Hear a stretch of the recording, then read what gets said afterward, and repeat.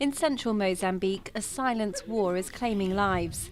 More than 3,000 people have fled renewed fighting between the army and Renamo, the former rebel group turned main opposition party.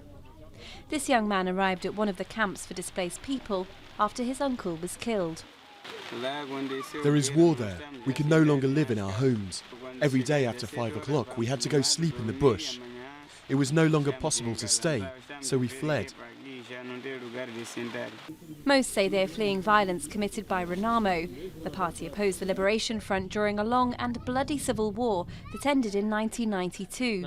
But 3 years ago, the opposition took up arms again. They accused the ruling party Frelimo of breaking the peace deal and grabbing too much power. Since May, June, there has been a sharp increase in the number of people fleeing from attacks by Renamo gunmen. We had to open 5 shelter camps.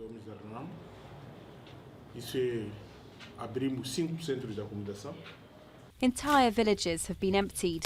Outside the camps, more than 10,000 people are sheltering with relatives.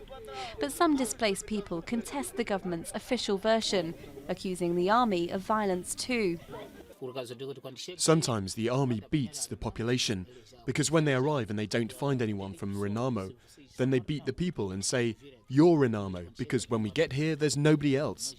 So we, the population, had to leave. The government told us, "Leave, here it's not good for you." So we left. Renamo says that people living in camps are too scared to denounce crimes committed by the army.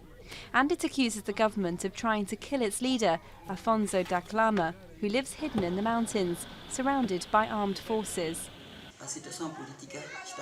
The political situation gets worse and worse. Our party representatives are being persecuted. They die every day. They have no shame. They do it in broad daylight. People get kidnapped anywhere. The